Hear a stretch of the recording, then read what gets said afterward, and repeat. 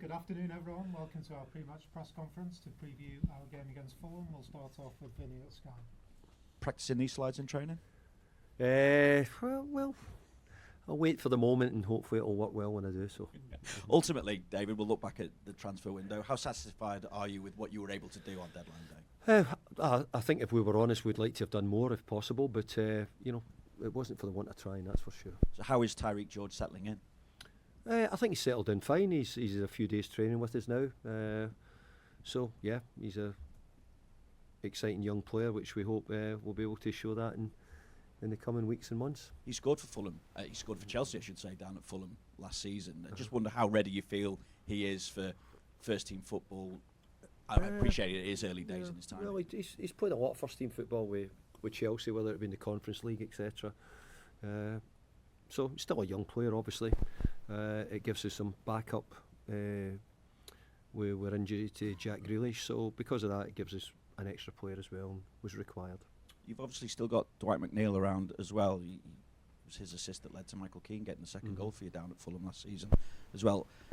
How is he after the collapse of that move though to Crystal Palace? Well, Dwight's fine.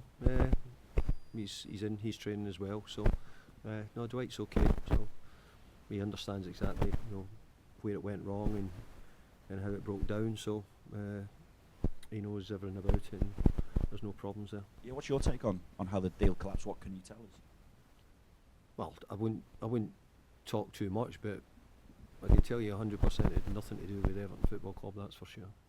And I take it then, the way you're talking, it's been relatively simple just to reintegrate someone, because I wondered if it'd be a bit complicated when a club's agreed to allow a player to go and the player is looking to leave as well on that day. No, look, it does happen, and players have to live with it. It sometimes can happen. It's look, it wasn't that we didn't want it to happen. We'd given permission for Dwight to go for a medical and do all the things required for it.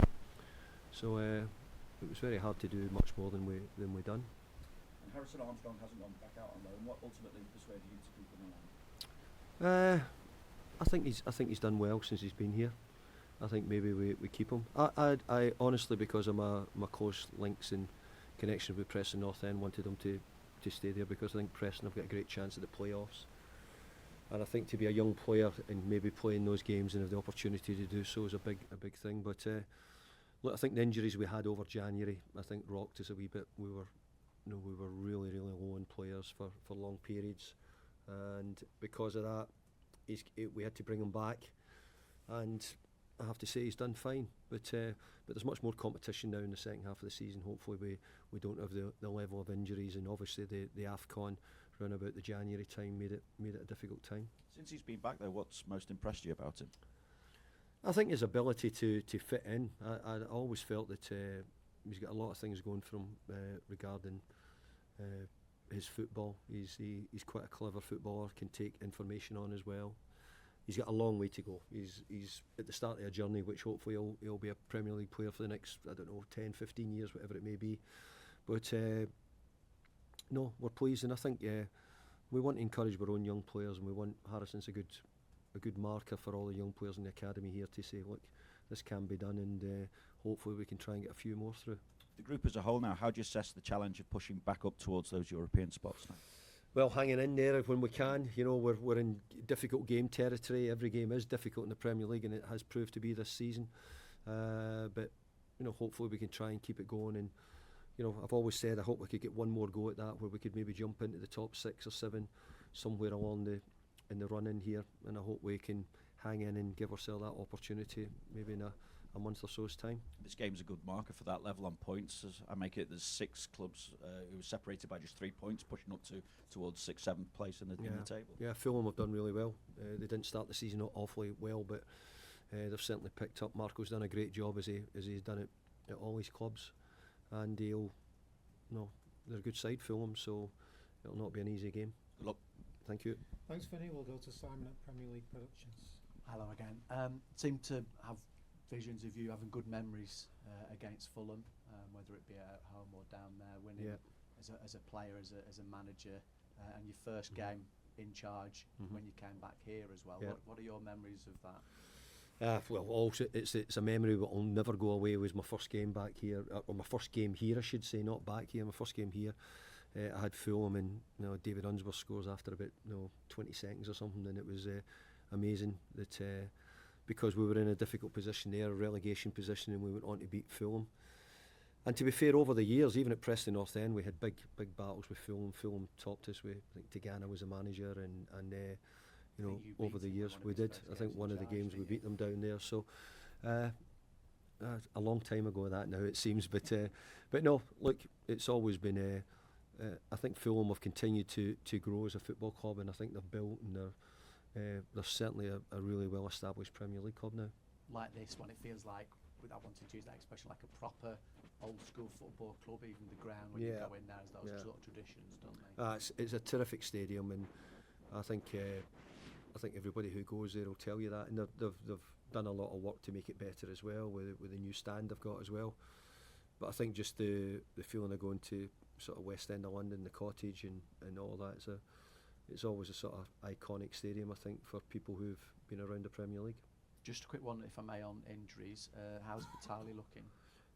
Yeah, he's back training, so he's back and he's in the squad. Yeah, he's fit and available. I know Jared started up for the first time in a long time in the last match. How's he been this week? And then any reactions? He's been good, Jared, because obviously he got 45 minutes in one game roughly, and last week probably best part of 85 minutes last week.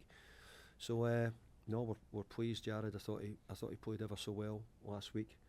Yeah, we have to keep an eye on him and keep looking after him a little bit at the moment because he's only just back. But no, great to get him back. Everybody else all good? Everybody else is all good, yes. Yeah. Right, and just finally, Big Sam says he's disappointed you don't wear a suit anymore. I don't know if you've seen that. Has he said that? Yeah. Where did he say that? He's got his own podcast. I think I do wear a suit every week. Yeah, so there we go. You've not worn a suit particularly often recently, have you anyway? No, I have. Have you? Mm-hmm. So why are you not wearing a suit anymore? So, anyway? well, Sam wants to know. Big Sam will need to come and check me out then, I think, if that's the case. We'll let him know. Yeah. Thank you. Thanks, Simon. We'll go to Julia at Radio Merseyside. Hi, David. Hi, Thought Julie. we're getting fashion tips there. Yeah. When you've signed players recently, Tyrique being the latest one, Kieran, Jack Grealish, they've all got trophies on their CV. Does that bring a winner's mentality, and is that showing sort of the progress of Everton as well? Well, I think if you're a young player with a few medals in your locker, then I think that's very good. But I think Tyrique's a young player who is still developing and in that stage at the moment. But I think he's been fortunate enough to be around a side which has just won the Club World Championship and a couple other competitions, you have to say, as well. So I hope he brings that winning mentality. I hope he brings goals, assists, and things which we could really do with to add to what we've got at the moment. He can play in several positions as well. Yeah. Where do you see him suiting Everton? I think he can play off the left, he can play off the right. He has played as a centre forward as well, which also gives me some thoughts as well if I need it. I think he's probably predominantly more off the left or the right, really. He's quite comfortable either side. When you have been signing players as well, I was looking through some of the newer ones in the last two windows. So Tyler Dibbling, Tierno Barry, Merlin, you're keeping Harrison as well. They're all young players as well, and it's really bringing down that average age, which was a bit of a problem at Everton, an ageing squad for a while. Is that something key when you're looking at signings? I think I always have felt that bringing in young players. I want players here who are going to be here for periods, and I know we've just brought Tyrique on loan. But, in the early days, we only brought Mikel Arteta on loan, and we brought Stephen Pienaar on loan, who went on to be, players who we kept here for years. So I think we would like to get a young, fit, athletic squad of players if we can. But I've got to say, we're still certainly keen on keeping our level of sort of senior players around it as well, because I think to be a good Premier League team, I think you do need those Premier League experienced players more than anything. And I mean, the players you're talking about at the moment, maybe not getting as much minutes, but I hope that they're going to get ready and be ready for the future, that they are going to be sort of more consistent players. This game then at the weekend, as we've been saying, it's 9th versus 10th, the same amount of points as well. It's in this close bracket of teams right now. As a manager, has it been harder, more simpler to plan this season, given everyone is fairly around about each other this time? It's been the closest league in a while. Yeah, no, I think it's been harder because I think the level of the teams have made it, you know, whether it be Fulham or Brighton or Brentford or, you know, I'm trying to think the teams who are around that middle area at the moment. I think it's all the games are incredibly competitive. I think the way I looked at it a little bit, you know, at the weekend, you know, we got a point at Brighton, and I've taken 4 points off Brighton this year. You know, I could look back at Leeds and on a negative side and think that, you know, they've taken 4 points off us, we only get 1. You know, we've taken 3 off Fulham, so, you know, if we can take some, then it's a bonus. I think that's the way the league is. I think you're trying to take more points if you can off the teams around you, if you to give you that extra bit which might help you finish above them. Finally, for me, obviously at the weekend you went with 4 centre backs at the back. Obviously Jared was on the left and Jake was on the right. Was that more out of necessity, or is that something that you see could work for you? Could work for us. I always had it in my mind that we might do it. I think Jared, you know, can play left back as well as left centre back. Gave me the feeling that we had that cover there if I needed it. Obviously we didn't have the cover because he's been injured since the start of the season. But no, we got an injury to Miko, and it felt that it could, you know, we could use him there. His physicality and his speed helps us greatly. So yeah, I've got no shame in doing it again if I need to do it. That's for sure. Thank you. Good luck. Thank you. Thanks, Julian. Any further questions in the open section before we move on? No? Thank you. Thank you. Cheers, David. Cheers. Thank you.